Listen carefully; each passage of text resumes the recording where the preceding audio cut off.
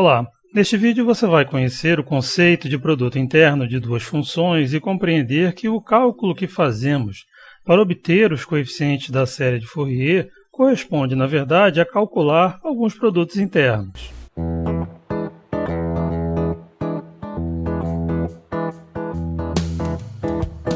Para falar de produto interno de funções, percorreremos o seguinte caminho.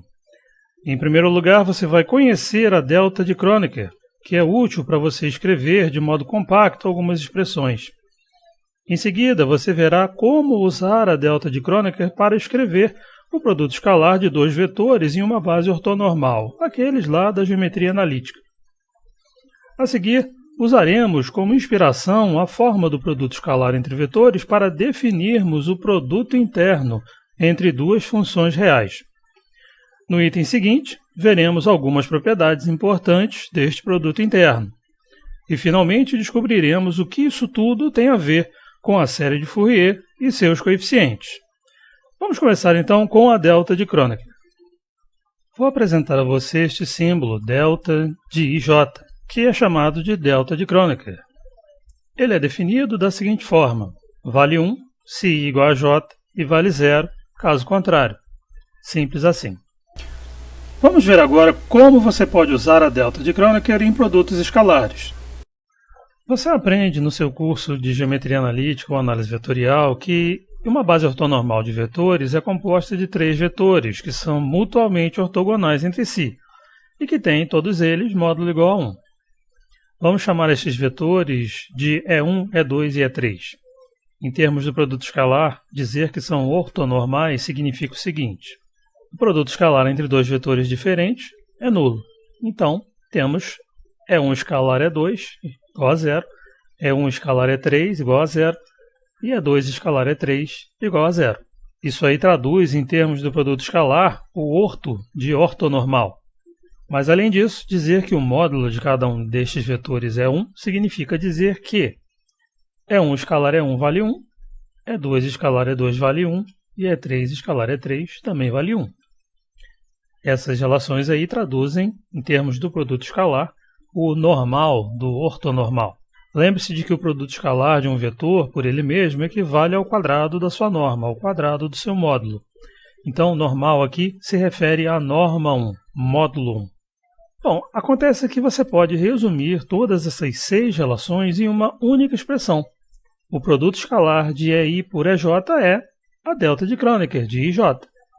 De acordo com a definição da delta, se I igual a J, o produto vale 1. Se I diferente de J, o produto vale 0.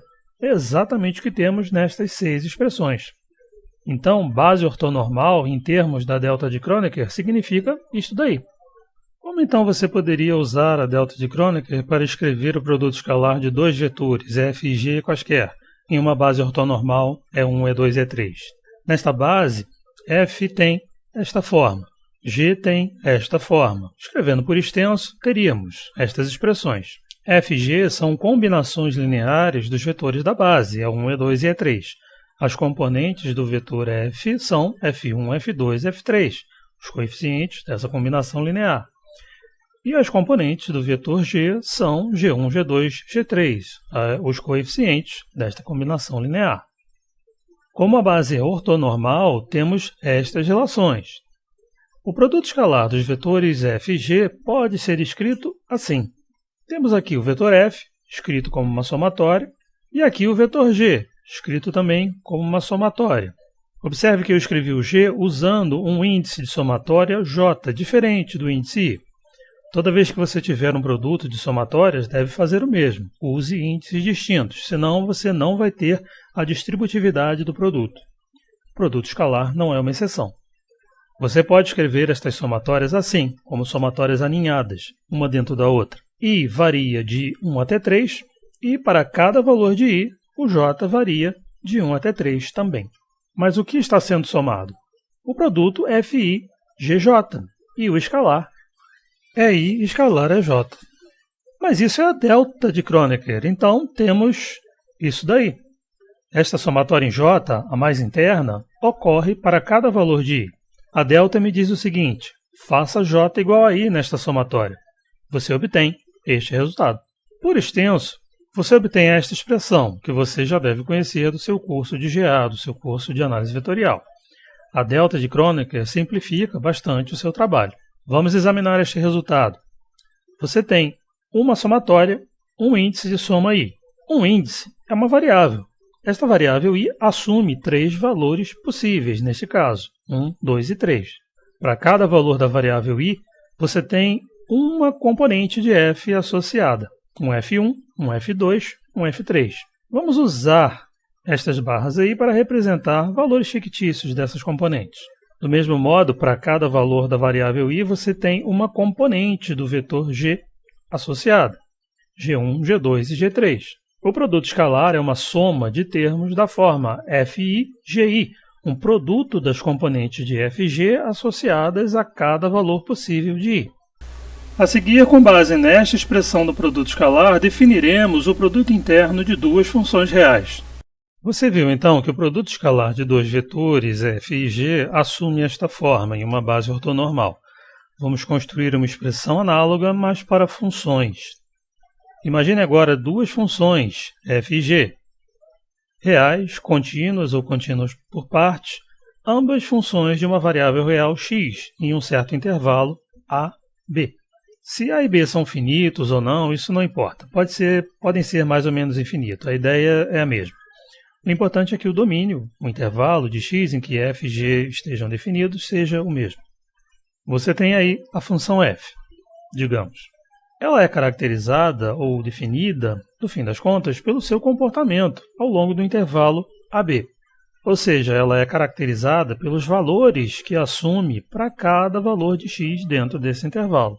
Observe que um vetor f é caracterizado pelos valores de suas componentes para cada valor do índice i, para cada valor da variável i. Você pode, então, para a função f, olhar para o x como se fosse um índice. Índice variável é a mesma coisa. O x, portanto, pode ser visto como um índice contínuo. E você pode olhar para cada valor f de x assumido por f em x como uma componente da função x, sua componente em x. Coisa semelhante para a função g. Cada g de x, cada valor que a função g assume ao longo do intervalo AB, pode ser visto como uma componente da função g. O x funciona como um índice contínuo, análogo ao índice discreto i para o vetor g. O produto escalar de vetores envolve o produto das componentes fi, gi. Então poderíamos construir algo semelhante para as funções f e g envolvendo suas componentes, fx e g de x. No produto escalar de vetores, temos uma somatória no índice discreto i, e ele varre todos os possíveis valores, 1, 2 e 3.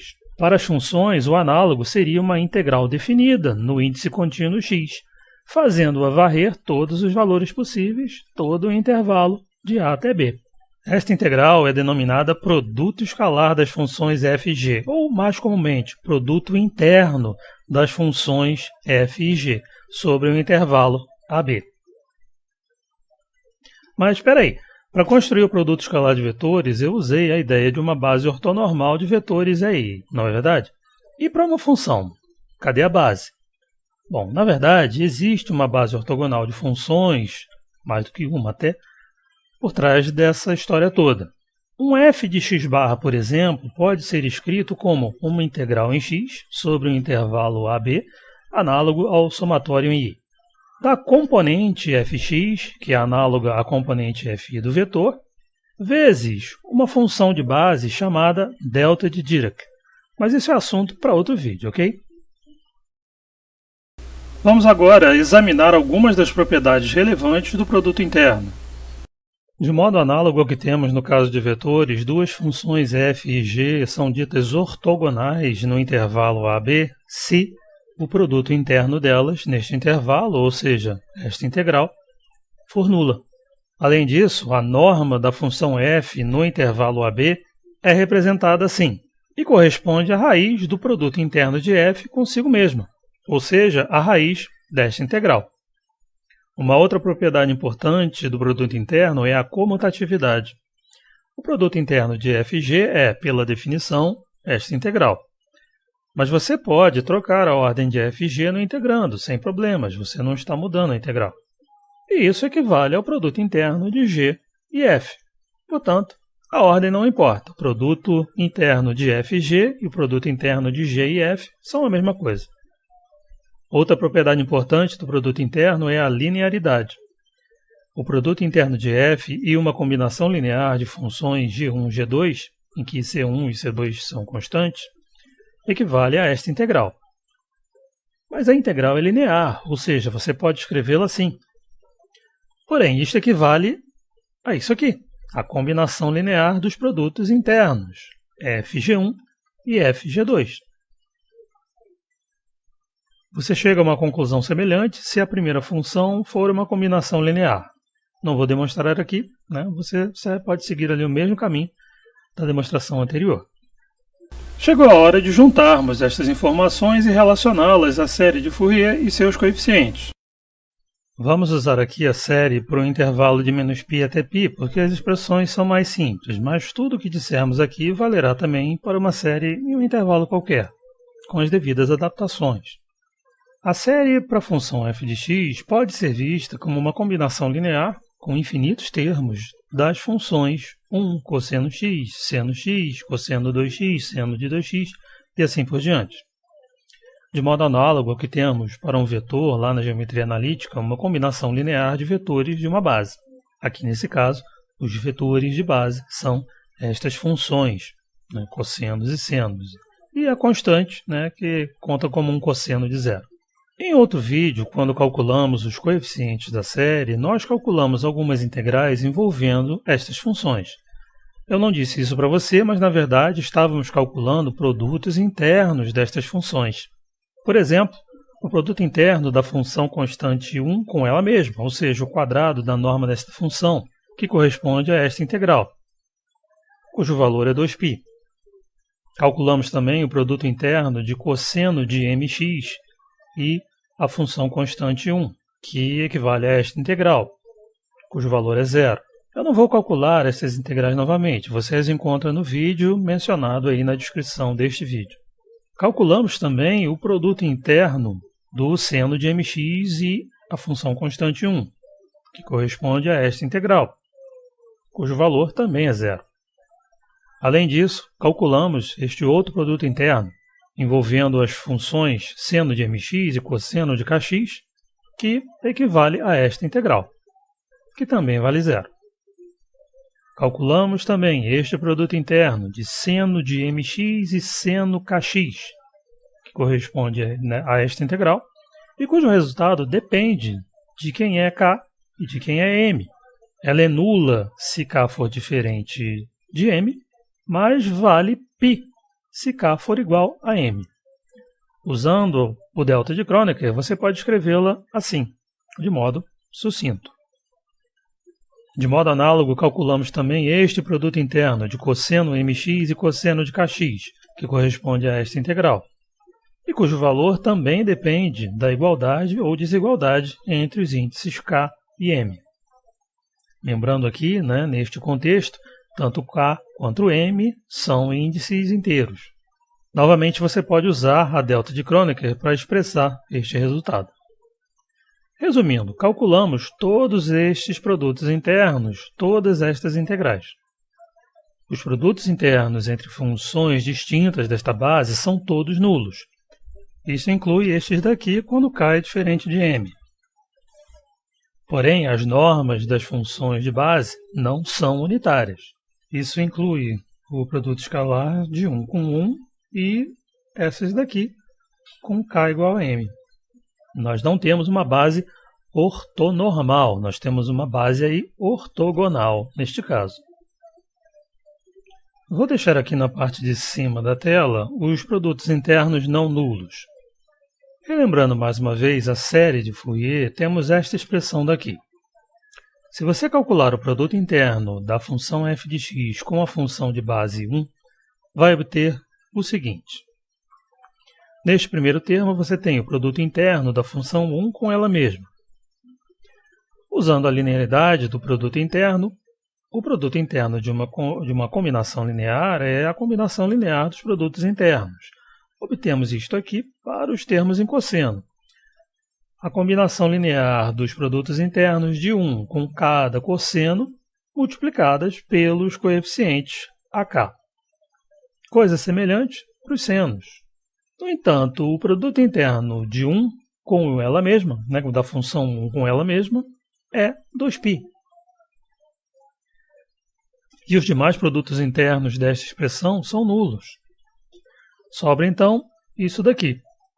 Você pode resolver para o A0 e obtém isso. O coeficiente A0 é o produto interno da função constante 1 com o f de x, com o fator 1 sobre π ali na frente. Traduzindo em termos de uma integral, recuperamos este resultado. Novamente, tomando como ponto de partida a série de Fourier, vamos agora calcular o produto interno de f de x com cosseno de mx. O índice k já é usado na somatória, então você precisa usar outro índice, por exemplo, m. Temos aí o produto interno do primeiro termo, constante, com o cosseno de mx. O produto interno do cosseno de mx com os termos em cosseno kx e o produto interno do cosseno de mx com os senos de kx. Você usou, mais uma vez, a linearidade para escrever isso. Porém, estes produtos internos aqui são nulos. Este daqui corresponde a π vezes a delta de mk. A expressão se reduz, então, a esta somatória em k. Mas a delta me diz, faça k igual a m. Portanto, essa é a parcela que sobra. Agora é só resolver para o AM. Você obtém essa expressão. O AM corresponde ao produto interno de f de x com o cosseno de mx, com o fator 1 sobre π ali na frente. Em termos da integral, que constitui ali o produto interno, obtemos a expressão que a gente obteve lá em outro vídeo. Mais uma vez, voltando à série de Fourier. Se você calcular o produto interno de fx agora com seno de mx, vai obter, para o primeiro termo, este produto interno de seno de mx com a função constante 1. Estes termos aqui para o produto interno de seno de mx com os cossenos de kx. E estes termos aqui para o produto interno do seno de mx com os senos de kx. Tudo aí, novamente, em decorrência da linearidade do produto interno. Porém, estes produtos aqui são nulos. E este daqui equivale a π vezes a delta de km. O que resta, então, é essa somatória. Mas a delta nos diz, faça k igual a m. Então, este é o único termo que sobrevive. Resolvendo para o BM, temos isso aí. BM é o produto interno do seno de mx com a função f de x, com o fator 1 sobre π. Ou seja, em termos da integral, que define o produto interno, reobtemos essa expressão aqui para o coeficiente BM. Resumindo, então, a série de Fourier pode ser compreendida como uma combinação linear de um número infinito de funções base, 1 cosseno x, seno x, cosseno de 2x, seno de 2x e assim por diante. Isso é algo totalmente análogo a um vetor lá da geometria analítica, escrito como uma combinação linear de vetores em uma base. Os coeficientes da série correspondem a projeções de f de x sobre as funções de base obtidas pelo produto interno. AM, projeção com o cosseno de mx, BM, projeção com o seno de mx.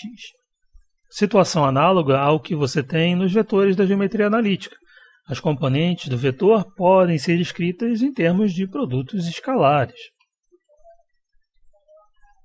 Em outro vídeo, exploraremos um pouco mais o produto interno, obtendo uma relação importante entre os coeficientes da série de Fourier, conhecida como relação de Parseval. Até lá!